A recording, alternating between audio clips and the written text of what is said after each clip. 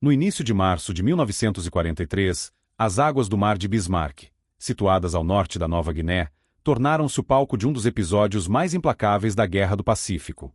Para o observador casual, a batalha já havia terminado. O resultado do confronto aéreo-naval parecia claro e decisivo. A superfície do oceano, por quilômetros, estava coberta por uma camada espessa de óleo combustível, destroços de madeira e metal retorcido. Eram os restos de um comboio japonês, uma força-tarefa que transportava reforços vitais para a guarnição de Lai. 8 navios de transporte e 4 destroyers de escolta jaziam no fundo do mar ou ardiam até a linha d'água, um testemunho da eficácia do poder aéreo aliado. Misturados a essa devastação, milhares de soldados do exército imperial japonês agarravam-se a qualquer objeto flutuante, pedaços de cascos, caixotes de suprimentos e os botes salva-vidas que conseguiram lançar. Eram os sobreviventes. Segundo as convenções de guerra naval, a batalha para esses homens deveria ter terminado com o afundamento de seus navios. Exaustos, muitos feridos, eles eram náufragos cuja principal preocupação era a sobrevivência até a chegada de um possível resgate. Era o que a doutrina militar tradicional e a experiência histórica indicavam. Contudo, o que se desenrolou nas horas e dias seguintes não foi uma operação de resgate. Foi a aplicação de uma nova e brutal doutrina de guerra total, uma que redefiniria as regras do combate no Teatro do Pacífico. Para os pilotos americanos e australianos que retornavam à área, a missão não estava completa. A ordem do comando aliado era clara e inequívoca: negar ao inimigo qualquer possibilidade de recomposição de suas forças. A lógica era fria e pragmática.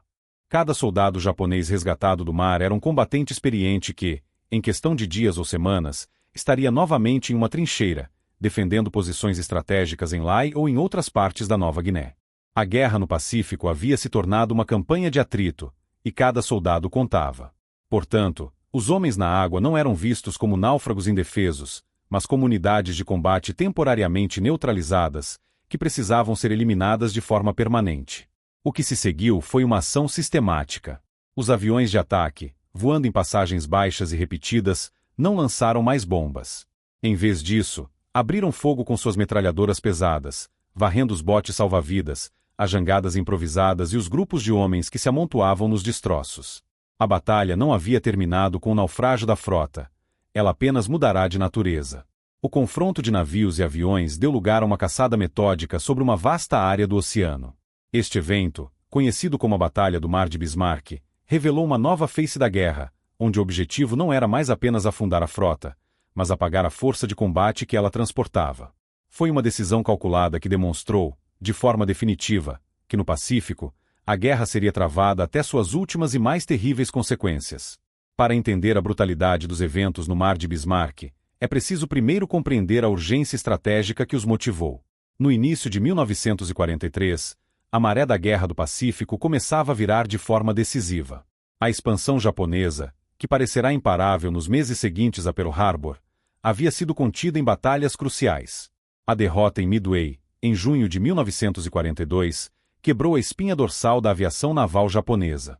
Mais recentemente, a extenuante campanha de Guadalcanal, que terminou com a evacuação das forças japonesas em fevereiro de 1943, demonstrou que os aliados podiam vencer uma prolongada guerra de atrito. O Império Japonês já não estava mais em modo de ofensiva. Agora, lutava desesperadamente para manter o vasto perímetro defensivo que havia conquistado. O foco do conflito se deslocava para um novo e decisivo campo de batalha, a imensa e inóspita ilha da Nova Guiné. Geograficamente, a Nova Guiné era um ponto estratégico vital. Para o Japão, representava a última grande barreira para ameaçar e isolar a Austrália, consolidando seu domínio sobre o Pacífico Sudoeste. Para os aliados, sob o comando do general Douglas MacArthur, a ilha era o trampolim essencial para a longa e sangrenta jornada de volta às Filipinas, cumprindo sua famosa promessa de retorno. A campanha terrestre na ilha já havia demonstrado seu custo terrível. Batalhas como a da Trilha de Kokoda, travadas em selvas impenetráveis e terreno montanhoso, consumiram milhares de vidas em ambos os lados, com doenças tropicais e exaustão sendo inimigos tão mortais quanto as balas e os morteiros. Cada metro de avanço era pago com sangue. Nesse tabuleiro estratégico, a cidade de Lai, na costa do Golfo de Huon, era uma peça fundamental. Com seu porto natural e, mais importante, seu campo de pouso, Lai era um centro logístico indispensável.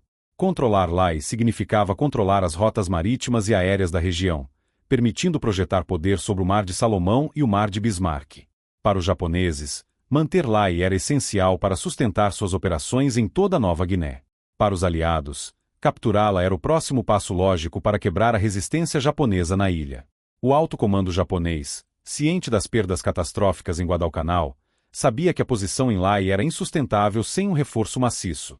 O 18º Exército japonês, responsável pela defesa da área, precisava urgentemente de tropas experientes e suprimentos para conter o avanço aliado que se avizinhava. A decisão foi tomada em Tóquio. Uma grande força de comboio seria organizada para transportar os elementos principais da 51ª Divisão de Infantaria, uma unidade veterana, da base principal em Rabaul para Lae. Era uma operação de altíssimo risco. As rotas marítimas estavam cada vez mais vulneráveis ao poder aéreo aliado, que crescia em número e eficácia. No entanto, a alternativa, a lenta asfixia e a eventual perda de Lae e de toda a Nova Guiné, era estrategicamente inaceitável. Assim, no final de fevereiro de 1943, o cenário estava montado. Não se tratava de uma simples operação de transporte, mas de um ponto de inflexão para toda a campanha. O Japão apostava que a velocidade e a cobertura de mau tempo permitiriam que seus homens chegassem em segurança para fortalecer uma frente em colapso. Os aliados, por sua vez, preparavam-se para demonstrar, de forma conclusiva, que o controle do céu significava o controle do mar. O destino de Lae, e de quase 7.000 soldados, seria decidido nas águas que separavam Rabaul da costa da Nova Guiné. No final de fevereiro de 1943, o porto de Rabaul, na ilha de Nova Bretanha, fervilhava com uma atividade metódica e urgente. Era o ponto de partida para a operação que o alto comando japonês acreditava ser a chave para reverter sua sorte na campanha da Nova Guiné. Ali, sob o comando do contra-almirante Masatomi Kimura, estava sendo reunida a força-tarefa que entraria para a história como o Comboio 81. A missão era direta: transportar uma força de combate substancial através das águas perigosas do Mar de Bismarck e desembarcá-la em segurança no porto de Lae. O sucesso da missão era considerado fundamental para a estratégia japonesa na região. A espinha dorsal do comboio era composta por 8 navios de transporte. Eram embarcações civis requisitadas para o esforço de guerra, os chamados Marus, que agora tinham seus porões e conveses abarrotados não apenas com suprimentos, mas com o destino de uma divisão inteira. A bordo dessas embarcações estavam aproximadamente 6.900 homens, a maior parte pertencente à 51ª Divisão de Infantaria do Exército Imperial, comandada pelo general Hidemitsu Nakano. Estes não eram recrutas inexperientes, eram tropas veteranas, cuja chegada em Lae deveria fortalecer de forma decisiva as defesas japonesas contra a crescente pressão aliada. Além dos soldados, os navios transportavam equipamentos pesados, peças de artilharia, munição, combustível e alimentos, tudo o que era necessário para sustentar uma campanha prolongada.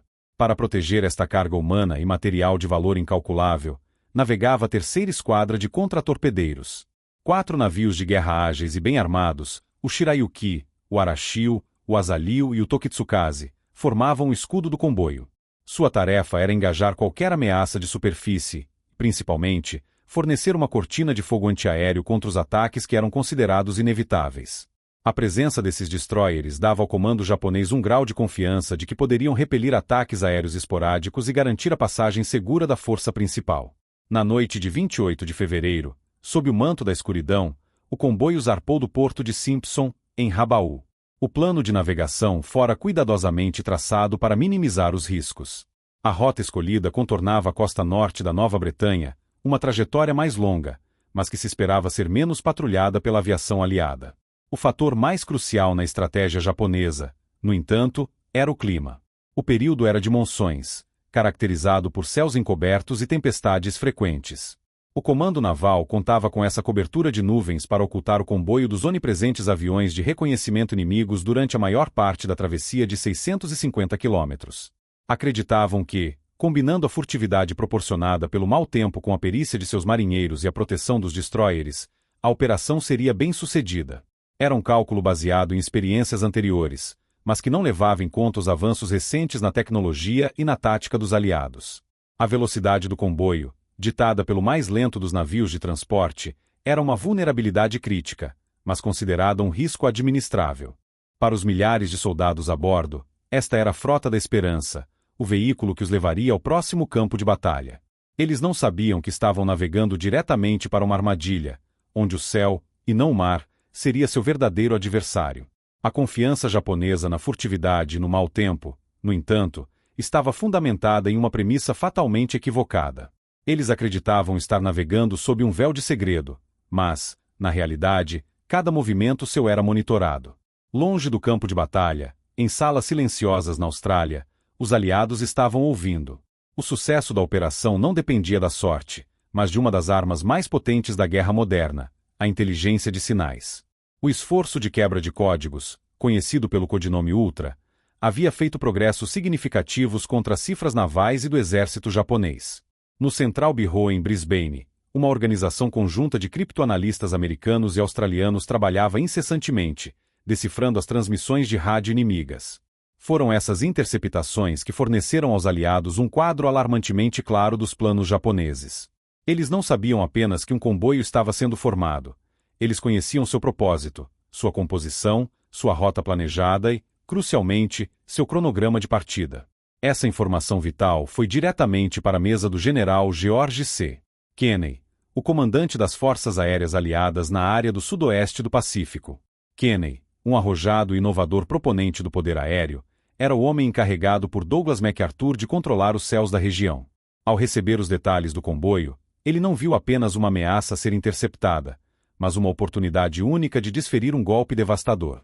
Em conflitos anteriores, ataques aéreos a comboios navais eram frequentemente parciais, resultando em danos a alguns navios enquanto a maioria conseguia escapar. Kenney, contudo, planejava algo diferente. Ele não pretendia apenas assediar o comboio. Seu objetivo era a aniquilação total. A sua estratégia era usar o poder aéreo de forma concentrada e esmagadora para apagar a força de reforço japonesa antes que ela pudesse sequer pisar em terra firme. Para isso, Kenney mobilizou a totalidade dos recursos aéreos disponíveis, combinando a 5ª Força Aérea Americana com esquadrões da Real Força Aérea Australiana. O plano era uma sinfonia de destruição meticulosamente orquestrada.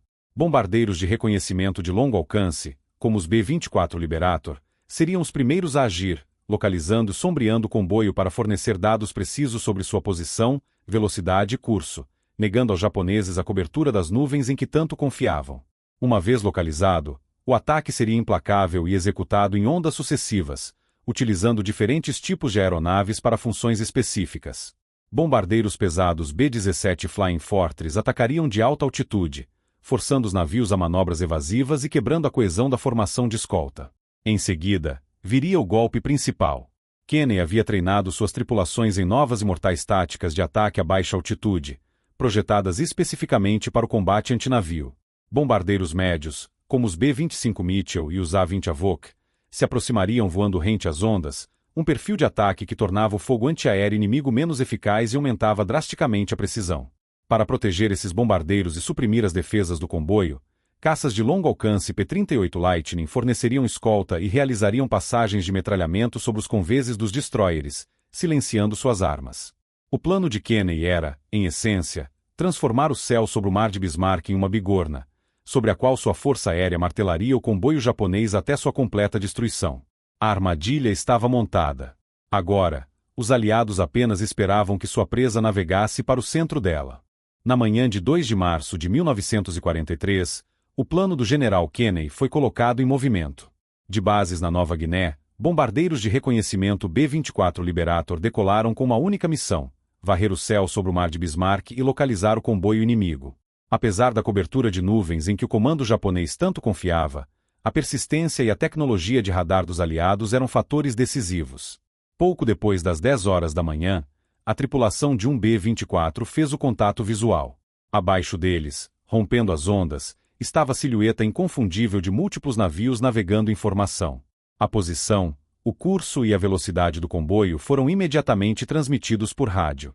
A armadilha estava pronta para ser acionada. A confirmação acionou a primeira onda de ataque.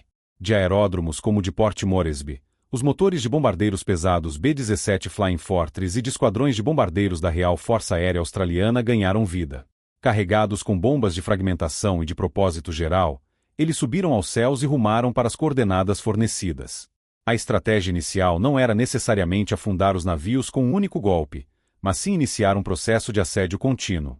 O objetivo era quebrar a formação defensiva do comboio, forçar os navios a manobras evasivas que consumissem combustível e tempo, e, acima de tudo, manter o inimigo sob constante pressão, preparando o terreno para os ataques mais devastadores que se seguiriam. Quando os primeiros aviões aliados surgiram no horizonte, a bordo dos navios japoneses a relativa tranquilidade da travessia foi quebrada. Os alarmes soaram, e as tripulações correram para seus postos de combate. O céu, antes cinzento e vazio, foi subitamente preenchido pelo zumbido distante dos motores, que crescia a cada segundo. Os destroyers de escolta, liderados pelo contra-almirante Kimura, aumentaram a velocidade e começaram a zigue-zaguear, posicionando-se para proteger os vulneráveis navios de transporte. Suas armas antiaéreas abriram fogo, pontilhando o céu com as pequenas nuvens escuras de fumaça das explosões dos projéteis. Para os pilotos dos B-17, que atacavam de grande altitude, era como voar através de um campo minado aéreo. Apesar da ferocidade da defesa japonesa, a superioridade numérica e a coordenação dos aliados eram esmagadoras. As bombas começaram a cair, criando enormes colunas de água ao redor dos navios que manobravam desesperadamente para escapar. A precisão do bombardeio de alta altitude contra alvos móveis era limitada, mas em um ataque de saturação, alguns acertos eram estatisticamente inevitáveis. Foi o navio de transporte asterisco Kyokusei Maru asterisco que sofreu o primeiro golpe fatal. Uma ou mais bombas o atingiram em cheio, provocando uma explosão abafada seguida por uma coluna de fumaça negra e densa. Com o casco rompido, o navio perdeu velocidade e começou a adernar. Ordens foram dadas para abandonar a embarcação enquanto ela afundava lentamente, um presságio do que estava por vir. O ataque inicial serviu a múltiplos propósitos, confirmou a localização exata do inimigo, testou suas defesas e, o mais importante, tirou o primeiro sangue, provando que a cobertura climática não seria sua salvação. Para os milhares de soldados a bordo dos outros navios, o destino do asterisco Kyokusei Maru asterisco era um aviso sombrio do que as próximas horas reservavam. A batalha havia apenas começado. Os ataques iniciais de alta altitude, no entanto, eram apenas o prelúdio. Serviram para desorganizar a formação japonesa e testar suas defesas, mas o golpe decisivo viria de uma tática muito mais direta e letal, aperfeiçoada nas condições específicas do sudoeste do Pacífico. O general Kenney e seus estrategistas sabiam das limitações do bombardeio convencional contra alvos navais em movimento. De grande altitude, a precisão era baixa, e os navios podiam manobrar para evitar os impactos. Era necessária uma solução que garantisse acertos diretos e catastróficos. Essa solução foi uma inovação mortal, conhecida como SIP Bombing, ou bombardeio em salto. A técnica era brutalmente simples em seu conceito, mas exigia nervos de aço e uma precisão impecável por parte das tripulações. O método subvertia a lógica do bombardeio aéreo tradicional. Em vez de lançar a bomba de uma grande altitude para que ela caísse verticalmente sobre o alvo, o avião de ataque descia a um nível perigosamente baixo, voando apenas 15 ou 20 metros acima das ondas, em uma aproximação direta e em alta velocidade. Ao se aproximar do navio inimigo, a uma distância de algumas centenas de metros, o bombardeiro liberava sua carga. A bomba, equipada com um fuzil de retardo de 4 a 5 segundos, não caía diretamente na água. Devido ao ângulo raso e à alta velocidade, ela ricocheteava na superfície do mar, saltando uma ou mais vezes, de forma muito semelhante a uma pedra chata atirada sobre um lago. Cada salto diminuía sua velocidade, mas mantinha sua trajetória horizontal em direção ao alvo. O objetivo final deste torpedo aéreo improvisado era atingir o casco do navio diretamente na linha d'água ou logo abaixo dela. Esse era o ponto mais vulnerável de qualquer embarcação. Um impacto no convés ou na superestrutura poderia causar danos significativos, mas um rombo no casco, na linha de flutuação, resultava em inundação imediata e incontrolável, comprometendo a estabilidade do navio de forma fatal. O fuzil de retardo garantia que a bomba não detonasse no primeiro contato com a água ou com o casco. Em vez disso, ela penetrava a fina blindagem lateral do navio e explodia segundos depois, dentro dos compartimentos internos, causando o máximo de destruição estrutural, incêndios e inundações. Para os artilheiros antiaéreos japoneses, o SIP Bombing representava um pesadelo tático. A aproximação a baixa altitude tornava os aviões alvos extremamente difíceis de atingir. As armas não conseguiam deprimir seus canos o suficiente e o tempo de reação era mínimo. Um bombardeiro médio como o B-25 Mitchell ou o A-20 Avok, voando a mais de 300 km por hora rente ao mar, aparecia no horizonte e estava sobre o alvo em questão de segundos. As tripulações aliadas haviam treinado exaustivamente esta manobra, transformando seus bombardeiros, originalmente projetados para outros fins, em armas antinavio de uma eficácia sem precedentes. Esta técnica não exigia torpedos caros e complexos, apenas bombas padrão, habilidade de voo e uma dose extraordinária de coragem. No mar de Bismarck, essa inovação mortal seria o fator decisivo, a chave que transformaria um ataque aéreo bem-sucedido em uma aniquilação completa.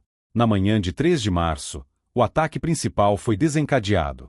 Não se tratava mais de um assédio esporádico de alta altitude, mas de uma operação coordenada e esmagadora, projetada para a aniquilação sistemática do comboio. O que se seguiu foi uma demonstração precisa e brutal da nova doutrina de poder aéreo do general Kenney. A operação foi executada como uma sinfonia de destruição, com cada tipo de aeronave desempenhando um papel específico e interligado. A primeira onda de ataque não foi composta por bombardeiros, mas por caças de longo alcance P-38 Lightning. Sua missão era a supressão das defesas inimigas. Voando em passagens rasantes em alta velocidade, os P-38 mergulharam sobre os navios de escolta e os transportes, concentrando seu fogo nos postos de artilharia antiaérea. As rajadas de seus canhões de 20 mm e de suas 4 metralhadoras calibre .50 varriam os conveses, forçando os artilheiros japoneses a procurar abrigo e desorganizando qualquer tentativa de defesa coordenada. Para os homens a bordo dos navios, o ataque dos P-38 era um prelúdio aterrorizante, que os deixava expostos e vulneráveis ao que viria a seguir. Imediatamente após essa onda de supressão, com as defesas inimigas desorientadas, os bombardeiros médios entraram em cena. Esquadrões de B-25 Mitchell e A-20 Avok, voando tão baixo que suas hélices pareciam cortar as cristas das ondas, iniciaram suas corridas de ataque. A coordenação era o elemento-chave. Utilizando dados de radar para cronometrar sua aproximação, os aviões atacavam de múltiplas direções simultaneamente. Enquanto um grupo se aproximava pela proa de um navio, outro atacava pelo flanco, sobrecarregando a capacidade de resposta dos artilheiros restantes. Esta tática multifacetada tornava as manobras evasivas praticamente inúteis. Desviar de um ataque significava expor-se diretamente a outro. Foi nesse momento que a técnica do SIP Bombing foi empregada em larga escala. As tripulações liberavam suas bombas, que saltavam sobre a superfície do mar antes de atingir os cascos dos navios na linha d'água, causando danos catastróficos. Para os marinheiros e soldados japoneses, o céu transformou-se em um inferno de metal e fogo. A velocidade e a baixa altitude dos atacantes tornavam quase impossível rastreá-los e engajá-los com eficácia. O som ensurdecedor dos motores em mergulho misturava-se ao martelar das metralhadoras e às explosões das bombas. A fumaça dos navios já atingidos criava uma cortina espessa que obscurecia o campo de batalha, aumentando o caos e a confusão. A disciplina japonesa, embora notável, começou a ruir sob a pressão de um ataque tão avassalador e contínuo. Não havia pausa, nem trégua. Assim que uma onda de bombardeiros completava seu ataque, outra já estava no horizonte, pronta para iniciar uma nova passagem. O ataque não era apenas uma batalha. Era um mecanismo de aniquilação em pleno funcionamento, onde cada componente aéreo executava sua função com uma precisão implacável. Em poucas horas, o comboio deixou de ser uma formação de combate para se tornar um conjunto de alvos isolados e em chamas, aguardando o golpe final. A tempestade de fogo havia cumprido seu objetivo. O efeito do ataque coordenado foi imediato e irreversível. A doutrina de poder aéreo do general Kenney, executada com precisão implacável, provou ser mais do que a defesa japonesa poderia suportar. Em questão de horas, a coesão do comboio se desintegrou completamente sob a pressão contínua. Os navios, antes navegando em uma formação defensiva, agora eram alvos isolados, manobrando desesperadamente em meio a um caos de bombas, balas e fumaça. A resistência inicial, embora feroz, foi sistematicamente esmagada.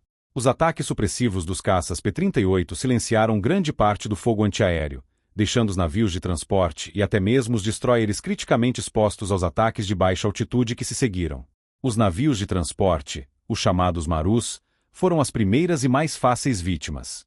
Com seus cascos finos e sem blindagem, projetados para o comércio e não para o combate, eles não tinham defesa contra a técnica do SIP Bombing.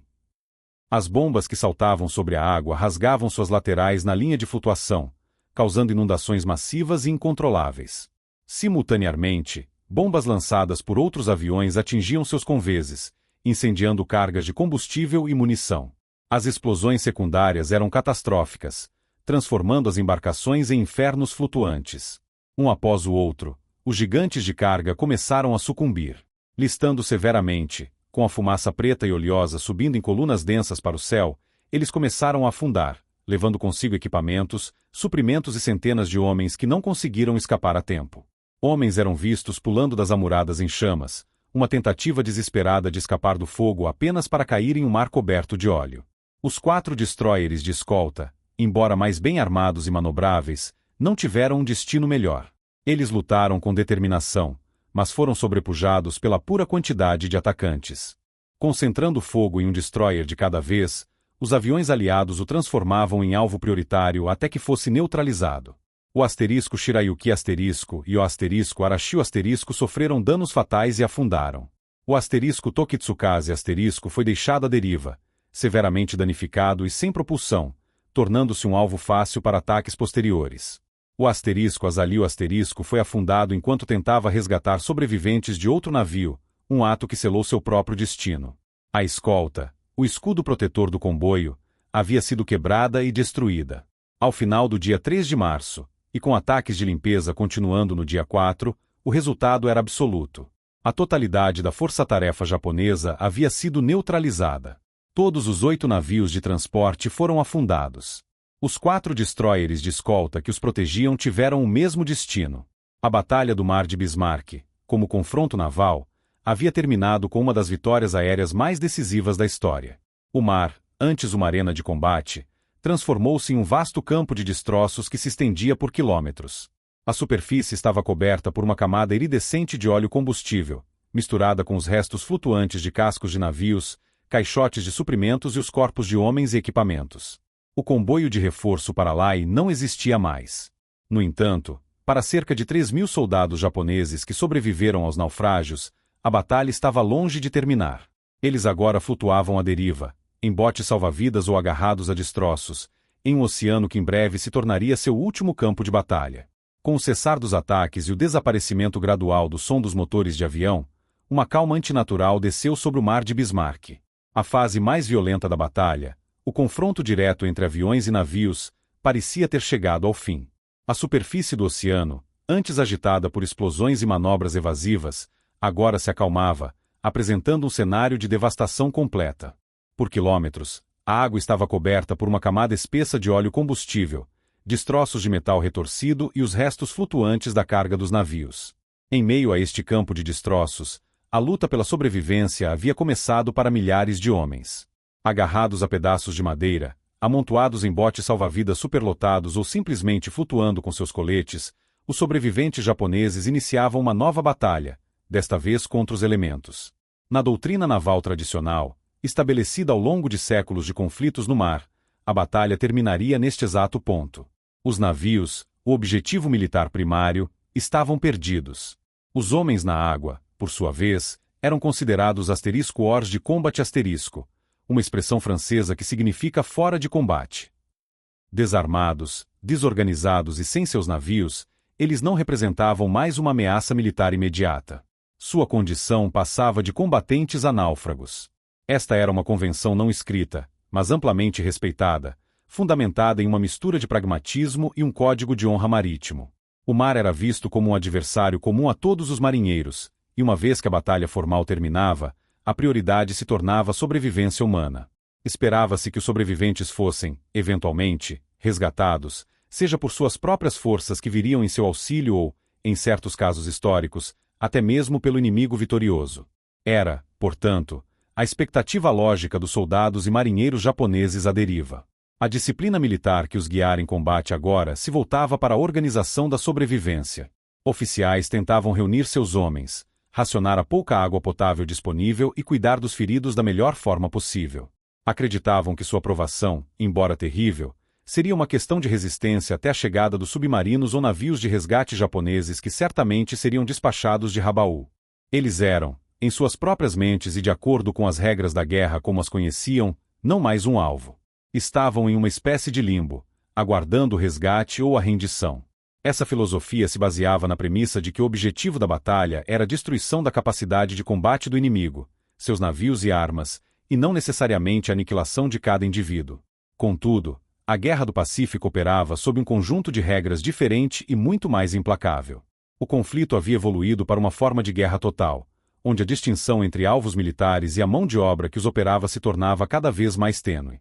Para o comando aliado, a batalha não havia terminado com o afundamento do último navio. A lógica que se aplicaria nas horas seguintes era fria, estratégica e desprovida de qualquer sentimentalismo ou adesão a tradições passadas. Os homens que flutuavam no mar de Bismarck não eram vistos como náufragos indefesos. Eram vistos como unidades de combate experientes, temporariamente neutralizadas. Eram quase 7.000 soldados veteranos que, se resgatados, estariam de volta a uma trincheira em questão de semanas, lutando com a mesma ferocidade de sempre. A guerra no Pacífico era uma campanha de atrito, e cada soldado inimigo era um recurso valioso para o esforço de guerra japonês. A batalha naval estava vencida, mas a guerra pela Nova Guiné continuava. E nesta guerra, negar ao inimigo seus combatentes era um objetivo estratégico tão importante quanto afundar seus navios. A regra estava prestes a ser quebrada. Mas os Estados Unidos não estavam lutando uma guerra tradicional. Estavam engajados em uma guerra total, um conflito onde as linhas entre o campo de batalha e a capacidade industrial e humana de uma nação se tornaram indistintas. A experiência dos primeiros anos de combate no Pacífico havia ensinado lições duras e sangrentas. Cada ilha, cada metro de selva, era conquistado a um custo humano altíssimo. O fanatismo e a tenacidade do soldado japonês, que frequentemente lutava até o último homem em vez de se render, significavam que a guerra se tornará uma campanha de atrito brutal. Nesse contexto, a sobrevivência de combatentes inimigos experientes não era um assunto humanitário, mas um problema estratégico. A decisão de atacar os sobreviventes no Mar de Bismarck não foi um ato espontâneo de crueldade por parte dos pilotos.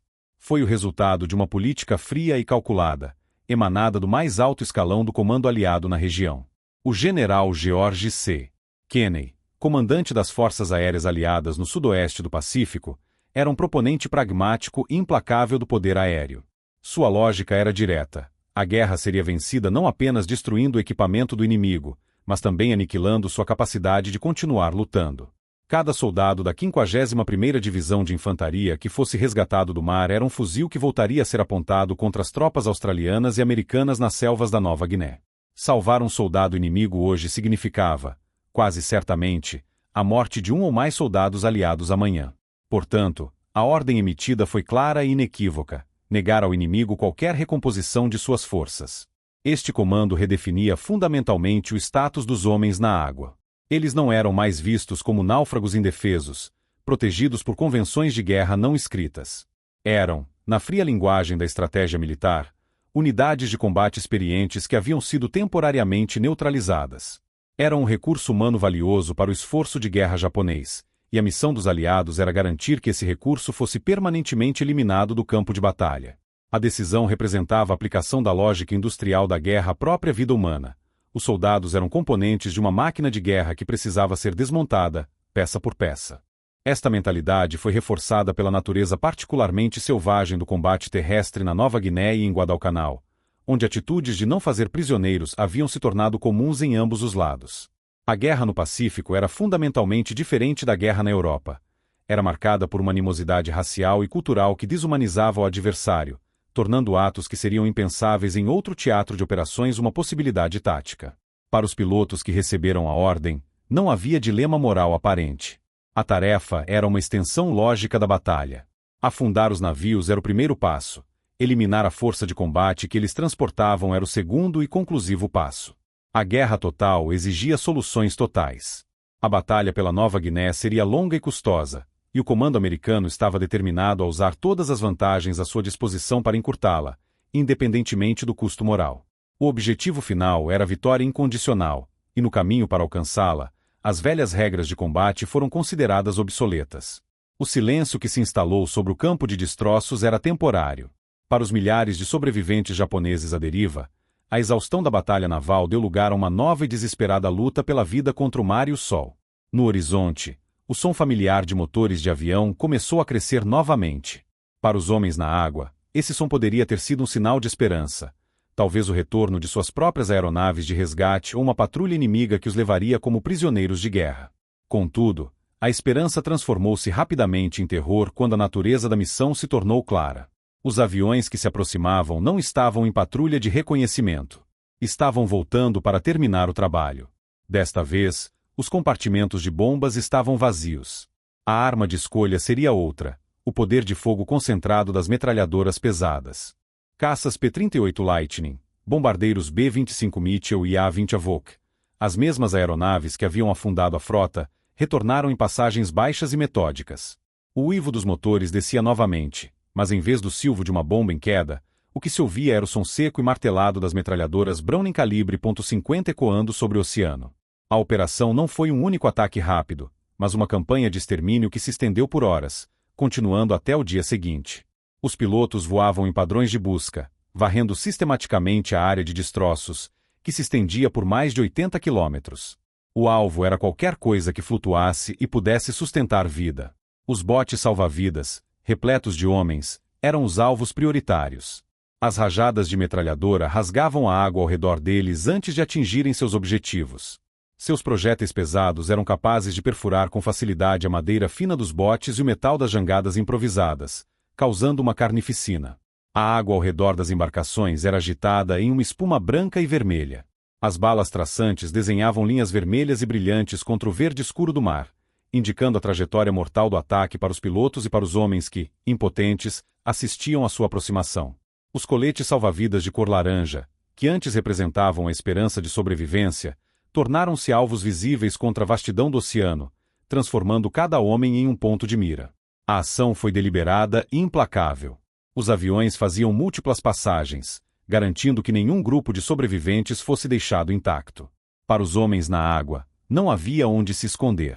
Mergulhar sob a superfície oferecia apenas um adiamento momentâneo. Eles precisavam voltar para respirar, tornando-se alvos novamente. A escala do ataque era vasta, com dezenas de aeronaves participando em ondas. Quando os aviões finalmente se retiravam para reabastecer e rearmar, o silêncio que retornava era diferente do anterior. Era um silêncio pesado, cortado apenas pelo som suave das ondas e impregnado pelo cheiro forte de combustível de aviação, cordite e morte. A água ao redor dos destroços, antes agitada pelo pânico e pelas rajadas, agora se acalmava, manchada e turva. O objetivo não era punitivo, mas estritamente militar. A completa erradicação de uma força de combate inimiga antes que ela pudesse ser resgatada e reorganizada. A Batalha do Mar de Bismarck havia entrado em sua fase final e mais brutal. Quando a operação de metralhamento terminou e o último avião aliado deixou a área, o custo humano da Batalha do Mar de Bismarck pôde ser calculado. Os números, em sua objetividade, revelam a escala da tragédia e a eficácia da tática empregada. Aproximadamente 6.900 soldados da 51ª Divisão de Infantaria haviam embarcado em Rabaul, compondo a força de reforço destinada a Lai. Destes, estima-se que quase 4.000 morreram durante os bombardeios iniciais que afundaram os navios ou pereceram presos dentro dos cascos enquanto as embarcações submergiam. Cerca de 3.000 homens foram lançados ao mar, tornando-se o alvo principal da segunda e mais implacável fase do ataque. Após horas de passagens de metralhamento sistemático, realizadas por esquadrões americanos e australianos, o número de sobreviventes foi dizimado. Dos milhares que flutuavam nos destroços, os registros indicam que apenas cerca de 800 a 1.000 homens foram eventualmente resgatados por submarinos e contratorpedeiros japoneses que chegaram dias depois, ou conseguiram alcançar a costa da Nova Guiné por seus próprios meios, exaustos e desmoralizados. A vasta maioria dos que sobreviveram aos naufrágios morreu na água. O resultado foi uma vitória militar absoluta e inequívoca para os aliados. A força de reforço destinada a Lai, que deveria ter mudado o equilíbrio de poder em terra, simplesmente deixou de existir. A um custo moral terrível, a matemática da guerra total provou sua eficácia devastadora. O impacto da aniquilação do comboio japonês foi sentido de forma imediata e profunda no campo de batalha terrestre da Nova Guiné. Para a guarnição japonesa em Lai, sob o comando do general Atai Zadate, a espera pelos reforços da 51ª Divisão de Infantaria era uma questão de sobrevivência estratégica. Suas tropas estavam exaustas, mal equipadas e sofrendo com as doenças tropicais após meses de combates brutais na selva. A chegada de quase 7.000 homens frescos e bem equipados não era apenas um reforço. Era a única esperança de reverter a maré e sustentar uma defesa eficaz contra a crescente pressão aliada. A notícia do desastre no Mar de Bismarck chegou não como um único relatório oficial, mas em fragmentos confusos de transmissões de rádio e relatos dos poucos sobreviventes que conseguiam chegar à costa. A confirmação da perda total do comboio foi um golpe devastador para o moral. A guarnição de Lai estava agora, para todos os efeitos práticos, completamente isolada. A consequência imediata foi a paralisação da estratégia japonesa na região. A rota marítima entre a principal base em Rabaul e a linha de frente em Lai havia sido efetivamente fechada. O Mar de Bismarck transformou-se em uma zona de interdição, um cemitério naval que o comando japonês não se atreveria a cruzar novamente com um comboio de superfície de grande porte. A perda não se resumia apenas aos homens. Os navios transportavam artilharia pesada, munição, veículos e suprimentos médicos que eram insubstituíveis. Sem esses recursos, a capacidade da guarnição de Lai de lançar contra-ataques ou de resistir a um cerco prolongado foi drasticamente reduzida. Eles teriam que lutar com o que já tinham, sabendo que nenhum socorro substancial viria. A partir daquele momento, a defesa de Lai deixou de ser uma campanha para ser uma agonia prolongada. Para o comando aliado, o resultado da batalha foi uma validação retumbante da doutrina do poder aéreo e uma virada estratégica fundamental. O general Douglas MacArthur agora tinha certeza de que poderia isolar e subjugar as guarnições japonesas cortando suas linhas de suprimento pelo ar. Os planos para a captura de Lai, que faziam parte da ampla Operação Cartwheel, foram reavaliados. O que antes era visto como um assalto arriscado contra uma posição potencialmente reforçada tornou-se uma operação com uma probabilidade de sucesso muito maior. A confiança das tropas australianas e americanas que se preparavam para o avanço terrestre aumentou significativamente. O inimigo que enfrentariam não seria mais forte, mas sim mais fraco e desmoralizado a cada dia que passava. O domínio dos céus havia garantido que a batalha em terra seria travada nos termos dos aliados. A captura de Lai e da vizinha Salamaua, que ocorreria nos meses seguintes, foi diretamente facilitada pela vitória no Mar de Bismarck. A espinha dorsal da resistência japonesa na região havia sido quebrada não em uma trincheira na selva, mas a centenas de quilômetros de distância, sobre as ondas do mar, muito antes que a batalha terrestre decisiva tivesse sequer começado. O impacto da batalha do Mar de Bismarck, no entanto, transcendeu em muito o destino imediato de Lai e da campanha da Nova Guiné. Sua consequência mais duradoura e estratégica foi a validação de uma nova doutrina de guerra que alteraria fundamentalmente o curso do conflito no Pacífico. Até aquele momento, o controle dos oceanos era visto predominantemente como um domínio das frotas navais, decidido em confrontos diretos entre couraçados e porta-aviões. Bismarck demonstrou, de forma inequívoca, uma nova realidade: o poder aéreo baseado em terra, quando devidamente coordenado e empregado com táticas inovadoras, poderia por si só estabelecer o domínio sobre vastas áreas marítimas, negando ao inimigo a liberdade de movimento. A batalha funcionou como um ensaio geral em escala real para a estratégia de interdição que os Estados Unidos aplicariam nos anos seguintes. Foi a prova de conceito de que era possível estrangular a logística de uma nação insular sem necessariamente engajar sua frota principal em um combate decisivo. Cada elemento do ataque bem-sucedido, a inteligência de sinais que revelou os planos inimigos, o reconhecimento aéreo persistente que negou a cobertura do mau tempo, a coordenação precisa entre caças de supressão e bombardeiros de ataque, e a eficácia devastadora de táticas de baixa altitude como o SIP Bombing, tornou-se um componente de um modelo tático a ser replicado em todo o teatro de operações. O general Kenney não apenas venceu uma batalha, ele escreveu um manual de como desmantelar as linhas de suprimento de um império. Esta nova doutrina era particularmente letal para o Império Japonês, cuja própria existência como potência militar dependia de um fluxo contínuo de recursos através de longas e vulneráveis rotas marítimas. O Japão era uma nação industrial com recursos naturais escassos. Sua máquina de guerra era alimentada pelo petróleo das Índias Orientais holandesas, pela borracha da Malásia e pelo minério de ferro da China e da Manchúria. Sem esses materiais, suas fábricas parariam, seus tanques ficariam sem combustível e seus navios e aviões não poderiam ser construídos ou operados. As artérias marítimas que conectavam as ilhas japonesas a seus territórios conquistados no Sudeste Asiático eram, literalmente, sua linha de vida. A lição do Mar de Bismarck foi que essas artérias poderiam ser sistematicamente cortadas a partir do ar. O modelo tático validado ali tornou-se o plano de ação padrão para as forças aliadas à medida que avançavam pelo Pacífico. A campanha de salto de ilhas do general MacArthur e do almirante Nimitz não se baseava apenas em capturar territórios, mas em estabelecer bases aéreas cada vez mais próximas do Japão. A partir dessas bases, bombardeiros de longo alcance podiam impor um bloqueio aéreo, trabalhando em conjunto com submarinos para caçar e destruir a marinha mercante japonesa. O que aconteceu com o comboio de Lai em pequena escala foi repetido em uma escala continental. Frotas de transporte foram dizimadas nas Filipinas, no mar da China Meridional e, finalmente, nas águas que cercavam as próprias ilhas japonesas.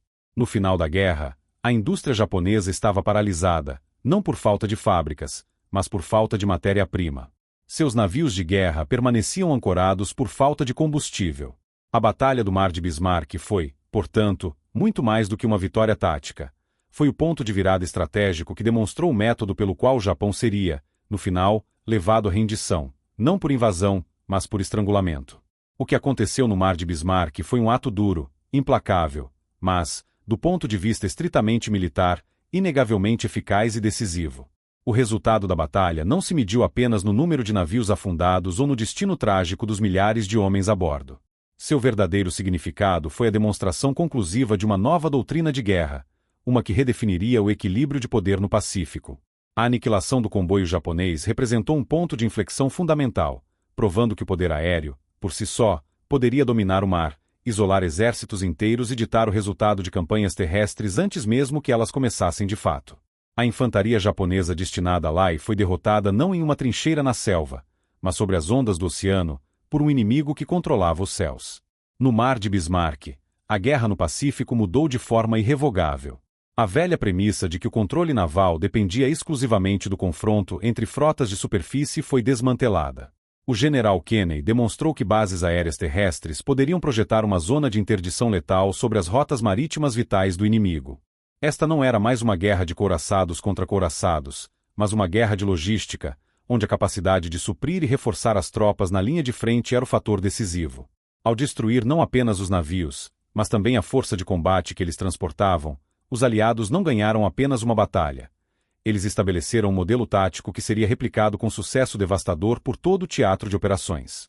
O estrangulamento do Japão, que culminaria nos anos seguintes, teve seu primeiro e mais brutal ensaio naquelas águas.